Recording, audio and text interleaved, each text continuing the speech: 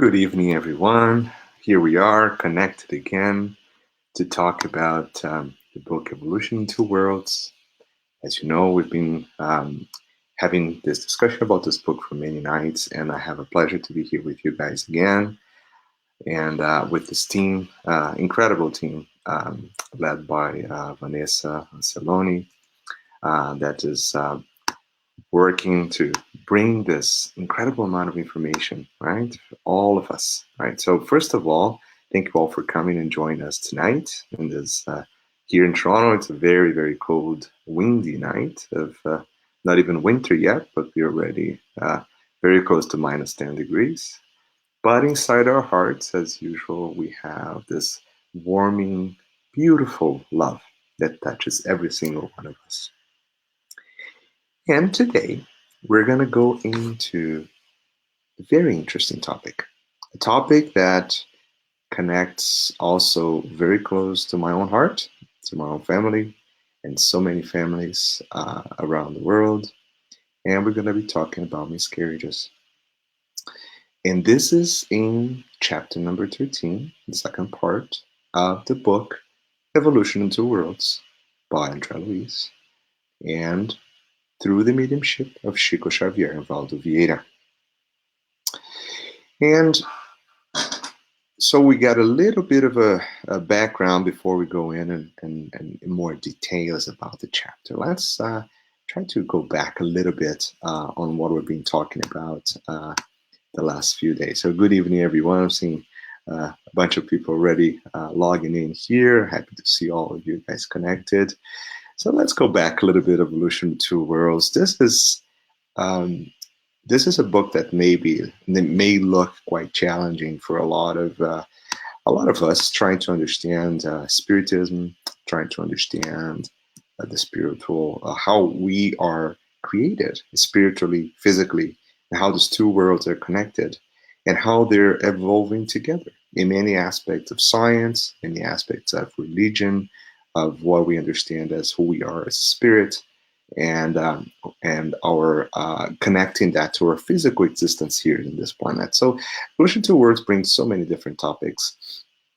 And as a typical book from Luiz, although it contains a lot of information for us to digest and process through connecting these dots, all the way from Allan Kardec, from the Gospels, from science, putting everything back together. And this chapter is not different. So we're going to be talking a lot about that. But the most important thing about this book, and every single book that we're going to be talking about, in the scope of the basic of the Spiritist teachings, is going to bring us the knowledge as a powerful tool to evolve, to heal, to help, to make us stronger, to make us understand things better and cope. And I've been talking about this probably 100 million times by the end of our conversation today. But in the reality, this is really what this book is all about. This is always about making us understanding what we're going through, who we are. So then we can have a very good chance of coping and dealing with the struggles of our daily lives. And the book will talk about challenges, not difficulties, but challenges, I would say. Challenges that make us stronger, that make us grow as the spiritual kids that we are. And the topic of this chapter is miscarriages. And miscarriages, obviously, they happen with so many families throughout the world, independent of where we are, ethnicity or religion or physically where we're located. There's, they can happen at any family at any time. It doesn't matter if you're rich or if you're poor, if you have access to information or not. And in many cases, as we're going to understand from this chapter, there is a very strong spiritual relationship between the fact of the miscarriage and the reasoning behind it. So there's a reason behind these things, right? And for us to, before we go in and talk about what Luiz is saying in this chapter, let's actually talk about some basic concepts of our return to corporeal life. This is very important, right? How can we talk about miscarriages if we don't give a little brief of an outline of what we know based on the Spirit's book by Allan Kardec? And if you remember well, this is the very first book that sets out foundations of the knowledge of what we call spiritism. And the most amazing thing about the Spirit's book, now I'm moving to another book now, but don't worry, we'll get there. We'll get to Evolution to Worlds in a minute. The most important aspect of this book, it's not only that it's a very direct question and answer style book, but also that it brings the information in a way that's very easy for us to understand. Because the questions that are formulated by Allan Kardec are brilliant. They're very direct, and they provide us answers that we can certainly easily relate to.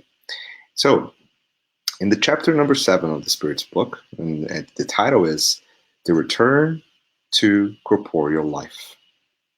So let's see what the Spirit's answer Allan Kardec regarding this very complex mechanism. On question number 334, Allan Kardec asked the Spirits, is the union of the soul with a particular body predestined? Or, as it puts in detail here, I'll just read directly from the book, or is it a choice made at the last minute, the last moment?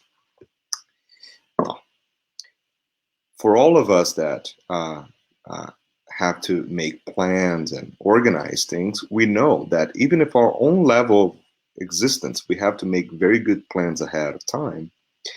So the Spirits would obviously answer exactly the same way, is that, obviously there is a lot of planning happening a long time before a spirit connects to a physical body.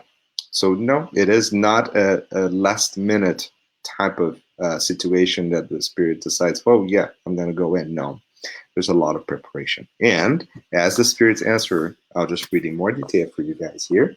The Spirit is always designated beforehand, right? So it's always designated to go there, and there's a good reason for why it decides, and everyone decides and agrees for that plan to go forward.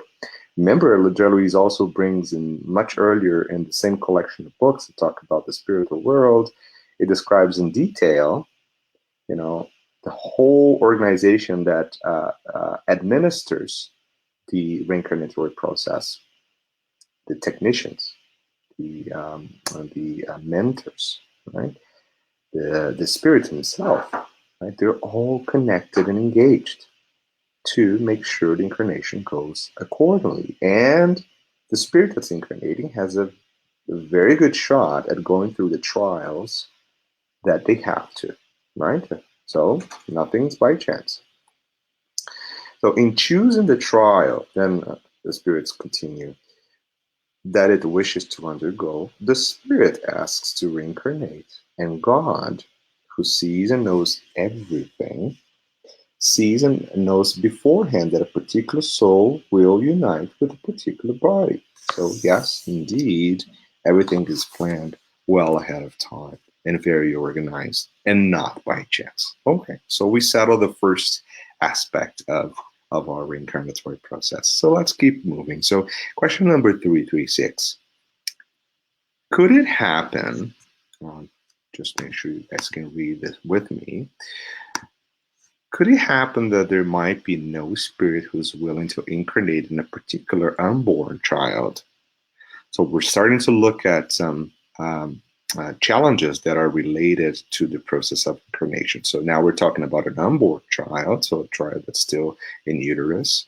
And the fact that, well, if there's always a spirit that's assigned to a particular body and connected to it since conception, that's when it starts, could it happen there'd be no spirit? And then this is the answer from the Spirits. Well, God will provide for this. When a child is to be born alive, it is always predestined to have a soul, because as a human, and this is very clear in Spirit's book too, the human existence is based on the presence of who we are as a spirit, a perispiritual body or spiritual body, and obviously the body itself that allows us to incarnate in this planet interacts with it. So if it's supposed to be alive, well, yeah, there for sure there will be a spirit. So nothing is created without a design. Again, very simple concept. If we in our own existences have to plan ahead and design things to make sure they work, believe me, same thing happens in the spiritual world, and it happens in a much, much different and larger scale than what we do. So again, we go through the second main topic about this process of incarnation. Then question 344 in the Spirit's book will be, what at what moment the soul actually joins the body? And that's something that the Spirit's clearly answered to. So the initial connection between the spirit and the body occurs at the conception. So at the very, very first step when the body's formed, when only two cells are connected together, when they form the very first cell of the embryo that will develop, then that is the time that the connection actually works. But not to say that the spirit might be very close by long before. And as we know, reincarnatory process involves the reincarnating spirit, and there's usually several steps before that. So the spirit comes by, visits, there's discussions, there are meetings, there's all sorts of things that happen before. Because believe me, think about you as a spirit. If you think that this incarnation is the challenging part of it, incarnation is far more difficult, because as a spirit, you're going through a journey that you have no idea what's going to happen, right? And it's very challenging. And even in the Spirit's book, if you look at the same chapter, there will be questions about the anxiety that it produces in the spirit that's incarnated and how challenging that is.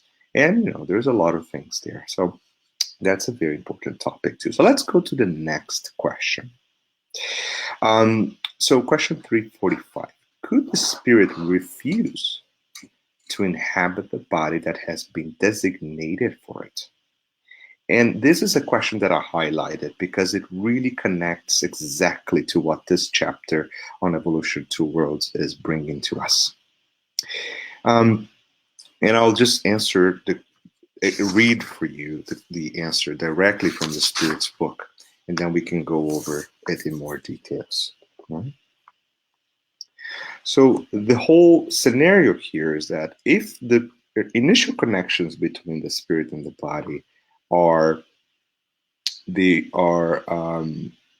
still very subtle until the point that they get tighter and tighter to the point where the child is born, that's when the full connection, the full relationship starts between the spirit and the body. So, because of that, Kardec asks that question. And the spirits will answer that the union is definitive in the sense that no other spirit can replace, the spirit that has been designated for that body. So, you can have spirits changing around and moving around, deciding whether or not they take the body or not. That's not happening. But since the ties between the body and the spirit are very tenuous, very subtle, and easy to break at that stage, yes, they may be severed by the will of a spirit. So the spirit can, through their own free will, remember the tool that we have to evolve, free will, that counts here too, and who recoils from the trial it has chosen. Well, you can imagine this. The spirit is going through a trial. It's sometimes a very challenging trial. It's going through a process that's be very traumatic because it's difficult, right? To imagine yourself going through the entire process. So, and sometimes that is too much for the spirit that's incarnating. And then the energy that it vibrates is an energy that will eventually break apart that connection. And then that fetus will be stillborn. All right, so that is one of the reasons sometimes you can have process of miscarriage, and that's very well explained here in the Spirit's book. Okay. And if we keep moving now, so let's go to the question 355, as you see there. So there are infants who, have no possibility of surviving. For what purpose does this occur? And this is not a technical question. It's more like a question regarding the reasons behind stillborns do exist, right? If you look at science, science can tell you many things about it, right? They can tell you about everything about the physical aspects of it, but rarely mention about moral or spiritual aspects of it. And as a scientist myself, I've learned to understand both sides of this and putting the connections in place between them. Allan Kardec, as a scientist, does exactly the same thing. So, question 355, he will start this. He will answer. Actually, the first part of the question is this: as science points out, there are infants who, even in their mother's womb, have no possibility of surviving. Right? So he's bringing up a scientific evidence here. And then the spirits will say that this is a common occurrence, very common actually, which God permits as a trial, either for the parents or for the spirit that's appointed to animate the child. And this is interesting too. So there's another reason why this could happen. So see, the Spirit's book already bringing us so many of the possibilities of this numerous possibilities, right? They're involved in the process of miscarriage. And God permits because it's a trial. So now, can we possibly explain all reasons why a trial would involve this early loss of this baby? No, it's almost impossible. And Kardec himself explains that sometimes it's not a good exercise to try to figure out what happened in the past and then figure out what's happening now and then try to figure out what's going to happen in the future, because you're not living the moment, right? You're not understanding what you have to do. So we know what we have to do, right? But it is very common, and it's very important that we pay attention at the details that Allan Kardec is bringing here. And finally, before I spend the entire night talking about Spirit's book, and a question 356, which again is intricately related to what we're going to be talking in evolution towards, that are there stillborns, infants, who were not meant for a spirit to incarnate in them in the first place? So you see how Kardec organized things, right? So he starts by the major concepts first, and then he goes into very specific details and point questions to the spirits. And the spirits, again, are clearly saying that, yes, there are some who never had a spirit destined for their bodies. So there's another reason why you can have miscarriages. Because if there are no spirits designed to take that body, the body would not survive. Because that wouldn't be a human being, as the spirits actually say later on in the question. So, interestingly enough, they can actually bring that to term, so that the child can come to term, but would not survive life. So that will eventually the body that is there will die.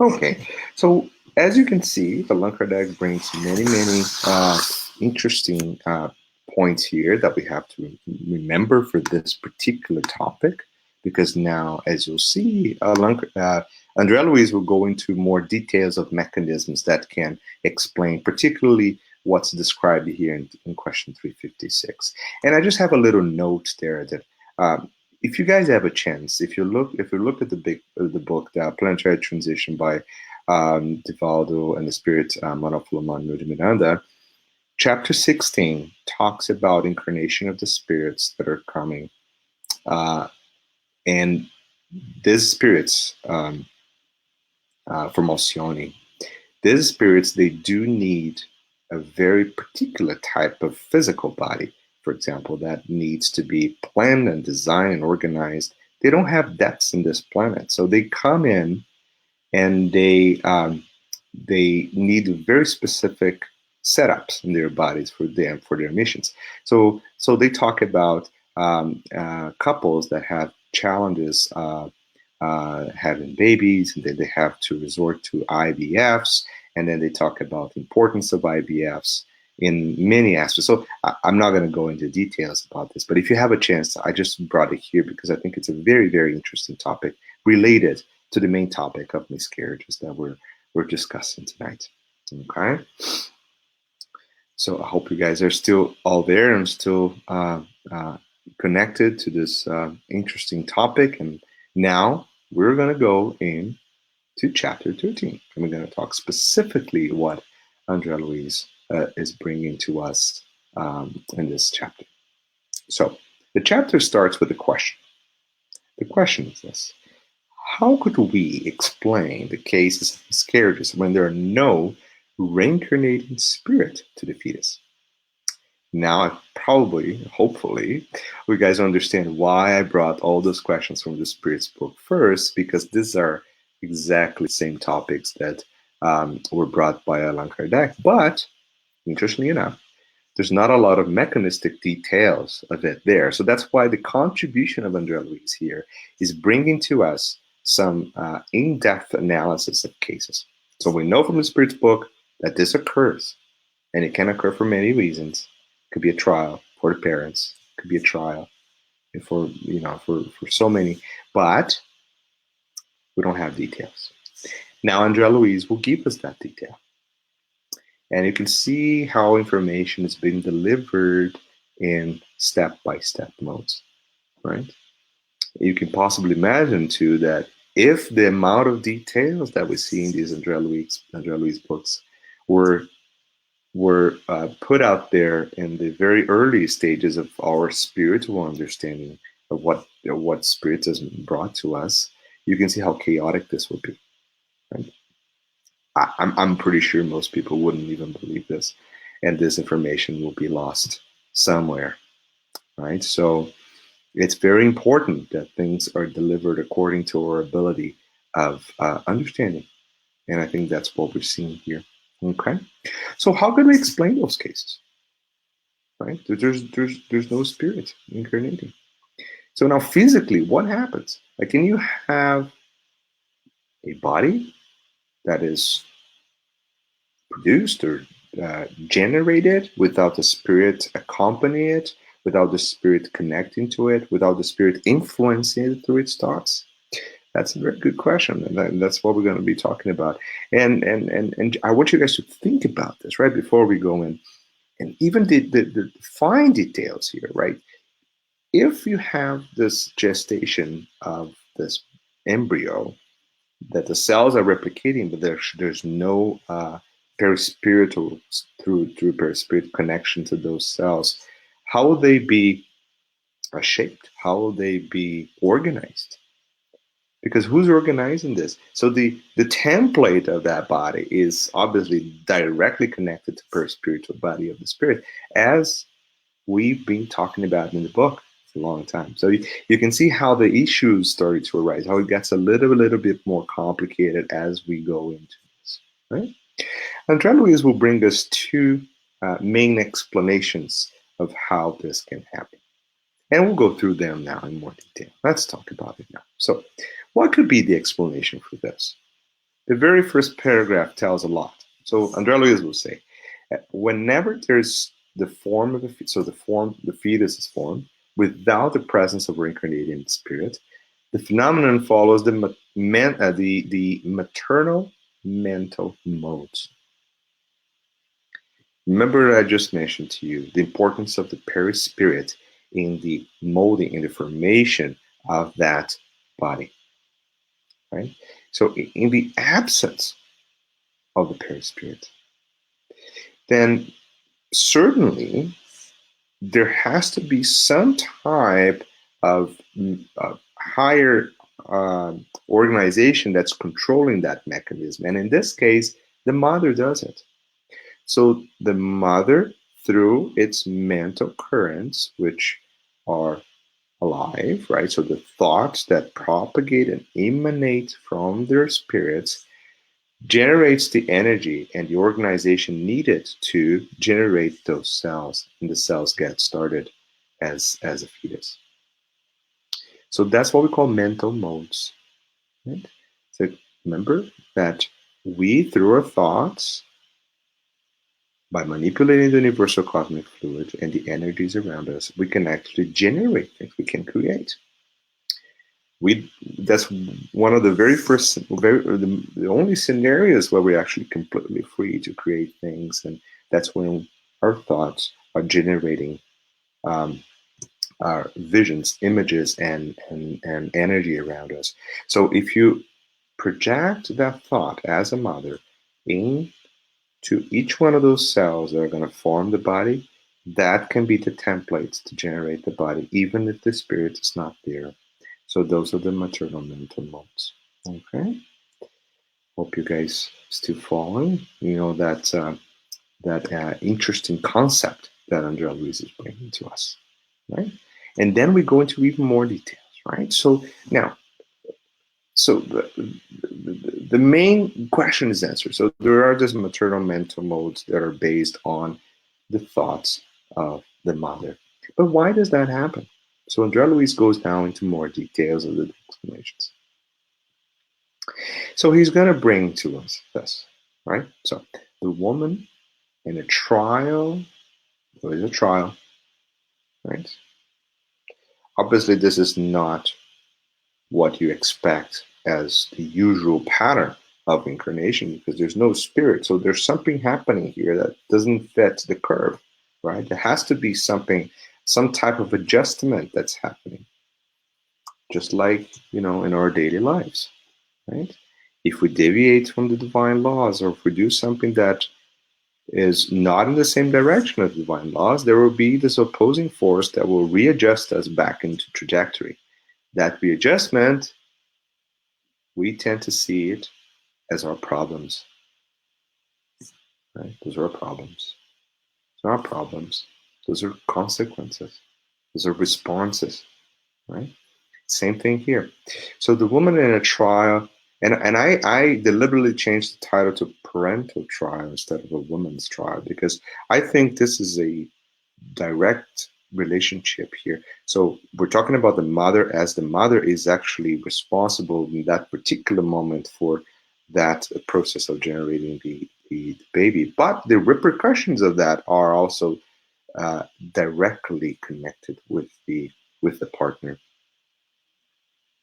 right? So it's a trial for both. Okay, just think about it. We should start to think more about the broader consequences of all this, and how does it influence so much, how it influences entire families, right? So the woman in the trial readjusting her reproductive center, and we don't need to know why, but there has to be some type of previous uh, uh, uh, direct negative influences into the reproductive center. Could be from mistakes in the past. I don't know. We don't need to know, right? So her productive center, she usually nurtures the desire to be a mother, right? So that's where it starts. Obviously, if we get to a situation where the fetus is formed without the spirit, there has to be some intense will and desire for that to happen. That's the very first thing. So if that's happening, then we go to the second part here. The mother will impregnate her reproductive cells. Now, let's stop there, because I think there's a lot of information here. So let's go back a step and think about our perispirit. Remember the perispirit? Perispirit is the semi-material. We don't know exactly how to describe it, because the type of material that forms the perispirit, we haven't categorized it scientifically. It's not in our periodic table, right? So we can't tell. But it's some type of semi-material body that is generated based on where we live. So depending on the planet where we are, that's where we collect the material that's going to be agglutinated to form a perispiritual body for the spirit. Right? So that perispiritual body also has a very, very complicated and complex organization. It's not just jello that surrounds the spirit, that image that the perispiritual body, the spiritual body of the perispirit is just like a little type of amorphous jello. Not necessarily true. It is in the eyes of someone who doesn't understand the complexity of it. Yeah, if I look at it, I'll probably describe it that way. But those are very delicate tissues that connect to each one in a cell by cell mode, from the perispirit to the physical body, and control each one of those cells, each one of the plexus, each one of those nerve endings. Those are all interconnected. So the perispirit imprints all its shape and form and energies into the spiritual body. In the same way, mentally, we can have direct connection to each one of ourselves. Did you have a chance to talk to yourselves today? Think about it, right? You can think about them. Have a couple billion of them. So they're all connected. They're all part of who you are, right? Those little engines that never stop working. So we can impregnate each one of ourselves with our thoughts, with our mental currents, right? And depending on the amount of energy that we give, we can actually change them, right? We can make them sick, we can make them happy, right? It really depends. But in this particular cases, that mental projection impregnates the cell and allows it to be more prone to generate an embryo, right? With the help of sperm cell, of course. Remember science, we need that, right? Some species don't, but in humans we need. Okay? So we need a sperm. So it influences the connection of those two cells and nourishes them, so they will develop even in the absence of the spirit. Now, this is a non-viable embryo, and we know that, right? So eventually, either early on or later on in the pregnancy, that will eventually end up resulting in a miscarriage. And now go back. See, now go back to Kardec. Let's see what he said. Now it makes a lot more sense. See, I'm going to read it again. Same question. Okay? So, are there stillborn infants who were not meant for a spirit to incarnate in them? Right? Yes. There are some who never had a spirit destined for their bodies. Nothing would have been accomplished in them. Right? It is solely for the parents. Right? That's exactly what Luiz is saying, with a lot more details. Okay? So such a child has come. Okay, so there it is for everyone to reflect on and think about. Right, that can happen, and happens very often, as the Spirit's book brings to us. Okay, so there are more options, but there are more explanations. So Andrea Luiz brings another explanation. Let's look at what's the second option here. So the second explanation is mother's rejection. Remember that you can have rejection of the spirit himself, right? Remember the Spirit's book we just read in the beginning, that the spirit can, using his free will and a lot of energy, can separate the link that connects to the body, ended up in a miscarriage.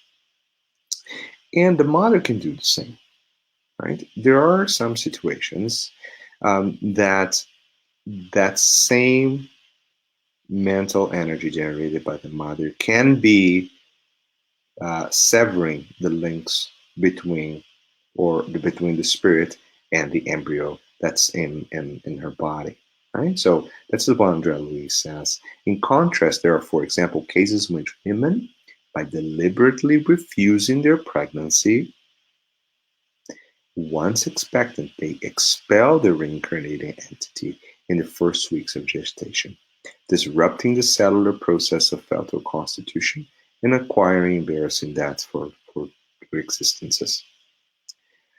Now, we go to interesting facts about science now. So, by far, the most common time in pregnancy that this type of miscarriages occur are in the very beginning, because our bodies have the developing embryo in our bodies too. They have multiple mechanisms of detecting errors in development of those cells, and if the errors are significant enough, that will eventually lead to a miscarriage. Now, my question is, What is causing those significant errors in development? It's always the spirit, no question about it. The spirit, through the perispirit and the connection with those cells, may alter the development of that embryo. The way the cells divide, the way the the chromosomes are divided between the cells, all those genetic changes and mutations and translocations that occur at that age, they always, we can detect them scientifically doing genetic arrays and PCRs, but in the end, what's causing that? Not chance. Remember that. That was that first question we read. So there's always a reason. The reason might be as simple that as a trial for the spirit. Maybe that's exactly what the spirit needed, is to go through this process many times without finishing it. So he, maybe he starts to realize the importance of it. Maybe for the parents that, in the past have committed acts against that process, and now they have to learn how to realize how important and beautiful that is. There's so many reasons, right? But one of those could be that, the rejection that will affect the parents, as Allan Kardec is describing to us here.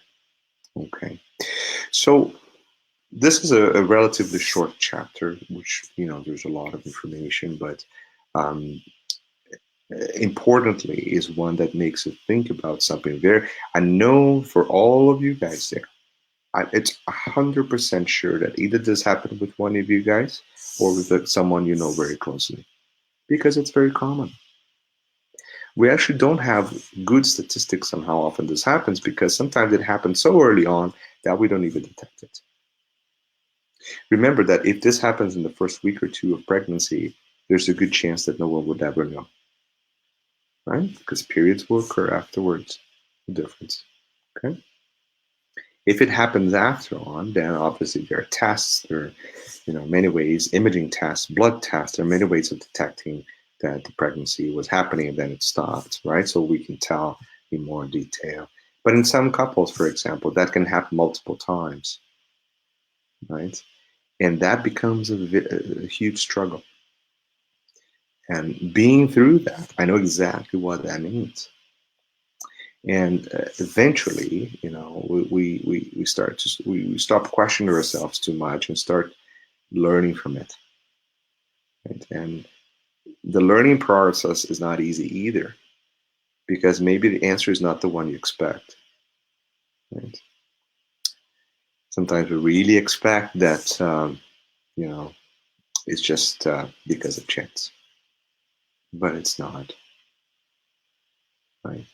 And that's when we have to look inside ourselves and understand what is our role here, what do we need to do, what we have to learn.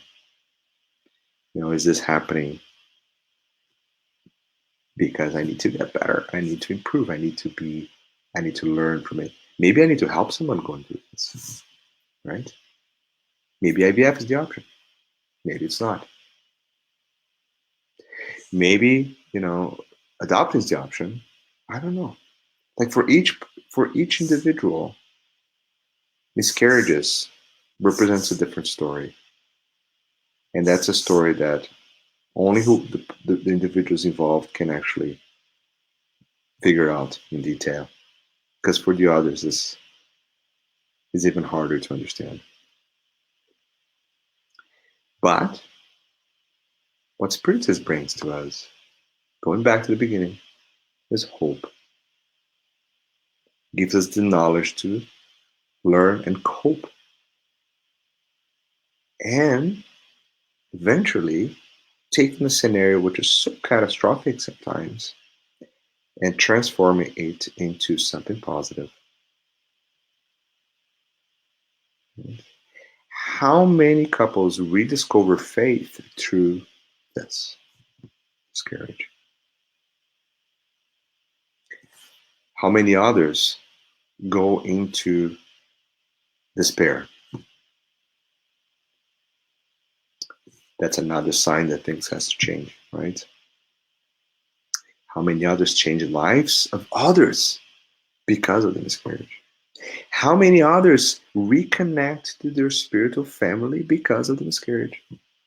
Remember, the spiritual family may not be your close family, maybe the family of someone you adopt or a friend, right? How many, the possibilities are endless, endless. And I think this is what's the most important part here. This is such a beautiful moment where a spirit decides, together with the spiritual family and friends, that it is time to go back to another trial.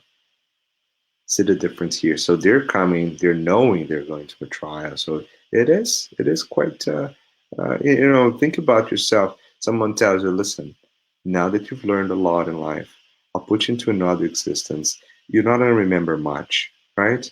You're going to have the tools to do it, but you're going to have the help, but you're going to have to do yourself, right?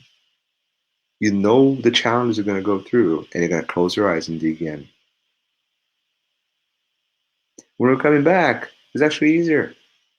I finished my role. I did my job. I'm going back to what is the real life now, right? But coming in, it's the opposite, right? It's the opposite.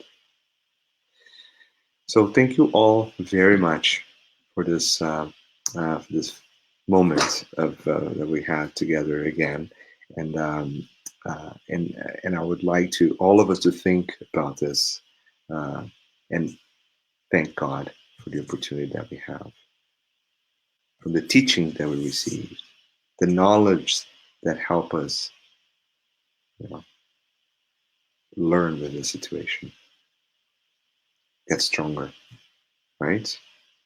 That's what we do in our lives. I can tell you from my own perspective, it really transformed me going through this. And I know so many others, right? It is one of those trials that happens to all of us. And it happens more frequently than you think. Because many people don't even talk about this. Like it is like some type of the type of stress that it generates is so significant that you can even talk about it.